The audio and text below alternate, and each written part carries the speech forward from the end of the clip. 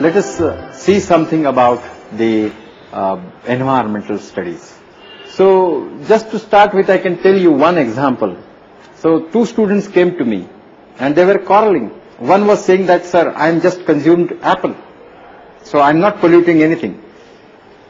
Another student came that, no, sir, I use that aerosol sprays.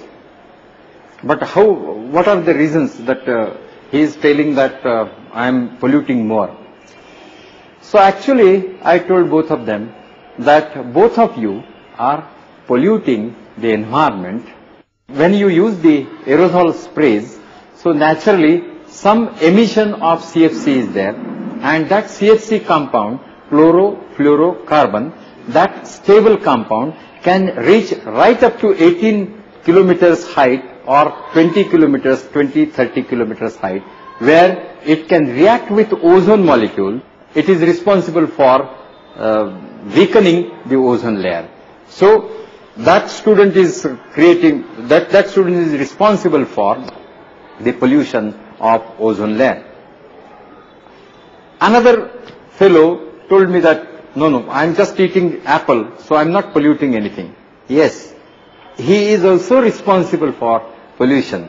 Means he has purchased apple from the market, and apple is produced somewhere 1,000 kilometers away from the market. It is transported by truck, so naturally pollution is involved. While cultivating apple, the farmer must have used some fertilizers, soil pollution is there, must have used some sprays, pesticides. So air pollution is there, water pollution is there. So this means that anything that you use, it creates some harm to the nature. What is actually the nature-man relationship? Nature-man relationship has three major compounds. What for? We are related to nature. We are related to nature just to satisfy our needs. Our needs are satisfied from the resources from the nature. So nature has some resources, man has some needs. Components of man-land relationship, or components of human beings, human society and nature relationship are: one, needs of man; then second, the resources in the nature; and third one is tools in the hands of man. And therefore these three components are ever changing, they are dynamic, and that's why nature-man relationship is ever changing. So it changes with time and place, and this is the dynamism of human beings. This kind of relationship between tiger and nature relationship is static.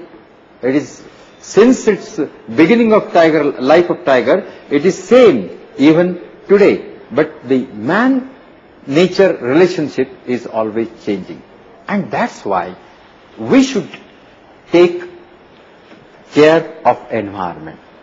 That's why, considering the tools in the hands of man, considering ever increasing needs of man, the environment degradation is caused. The consumptional pattern is the real issue of environment. For example, you can take that the population of United States of America is around about 25 crores of people. India 101 crores. So this means that we are 4 times so far as population is concerned. But we are not polluting 4 times more than United States. Actually they are polluting 100 times more than what India is polluting. So the issue of environment is based on the needs or consumption. Because if you just compare the consumption of petrol or oil, per capita consumption of oil in United States of America is 200 times more than that of the consumption of India, the same per capita consumption of oil in India. So it may be 300, 400 times more than the poor countries or third world countries or fourth world countries. So this means that actually the culprits of the environmental degradation are the affluent class in India or affluent nations in the world, and the ill effects of environmental degradation have to be faced by the community which is poor. The poorest of the poor are the sufferer. Take the example of Bombay flood. So Bombay flood, who were more secured? Those who were in big buildings, concrete buildings, they were secured persons. But those who were just on the road, they lost everything. Those who were living in slums, they lost everything. So any calamity, any environmental degradation, its acuteness is felt by the poor society, not by the affluent society. And that's why this awareness should be there amongst the minds of young generation. And that's why I think we should study environment in a scientific way, in a scientific manner. For example, scientific way means we always say that global warming is there. So global warming is in a stage of warning. Global warming is not at all a proved fact. The scientists have warned us that if the same type of consumption of oil or same type of consumption of fossil fuel or in a similar fashion we continue to burn fossil fuel, then naturally a day will come when the temperature of the globe will increase, and naturally if temperature increases, what will happen? Ice caps will be, or ice on the surface of the earth will be melted. It will create more water. The sea level will go up. So in this way, there are various such issues. We have to think in a scientific manner. To start with, we can just say that there is ecosystem in the nature. Ecosystem, what is ecosystem? Ecosystem is a system of transfer of energy from the basic raw materials in the nature to right up to human beings. This means, what are basic raw materials? Sunlight. So that energy, solar energy, then carbon dioxide. Carbon dioxide is also the very good element which is considered as the raw material to prepare the food for the green plants. Then nitrogen. So all water. So all these are considered as abiotic forms of energy which are available in nature. They are available ample in the nature. But very small part of it can be tapped by one important component, that is autotrophs. Those who can prepare their own food on the basis of these basic raw materials, carbon dioxide, nitrogen, or the solar energy. And this component includes the trees, green cover or grasses. So that part of the ecosystem is responsible for tapping the basic energy. And if we consider that if this is strong, then the total ecosystem is dependent on this. Then the energy is transferred to, there is something like a food chain.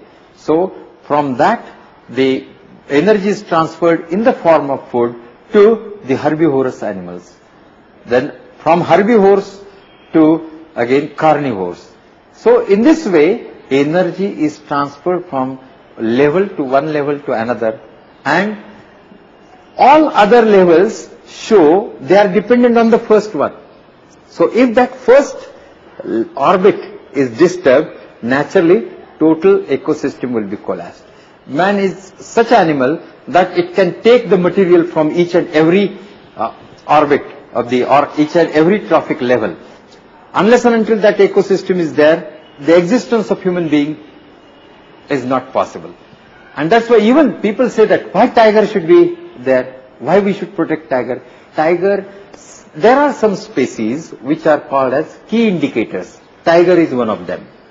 Now you just imagine, if tigers are removed from the jungle, what will happen? Anybody can come, and poaching of forest will be more. cutting of trees will be more. If tigers are not there, so the herbivores will be more. So they will eat grass and the forest vegetation cover will be reduced after some time, after some years. So this means that the tiger is necessary to balance the ecosystem. And that's why we are always saying that we should protect tiger. So there are various key indicators in the ecosystem and we should take note of this. The important point to be noted here is that the ecosystem is responsible for transferring basic energy forms which are already in abiotic elements up to man through various orbits or through various links. That energy is transferred to man. So this is one important thing. And that energy transfer, that process is most inefficient. So nature, all natural processes are inefficient processes. This means that suppose so many thousands of calories of energy is received per square centimeter or per square meter from sun. So the very microscopic part of that is absorbed by the trees or green plants, autotrophs.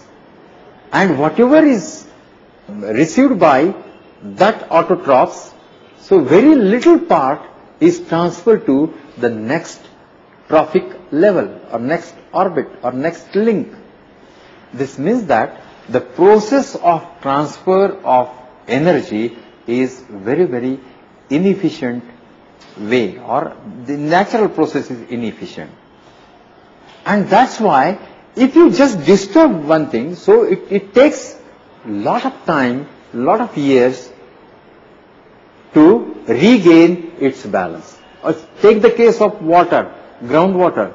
So groundwater which is accumulated about 100 feet deep requires 100 years to get accumulated.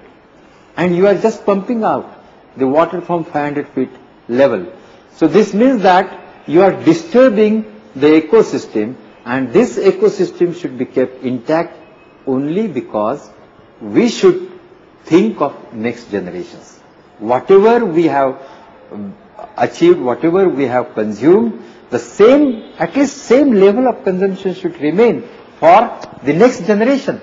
So this is the principle of intergeneration equity. Intergeneration equity means there is equity amongst the generations, the future generations.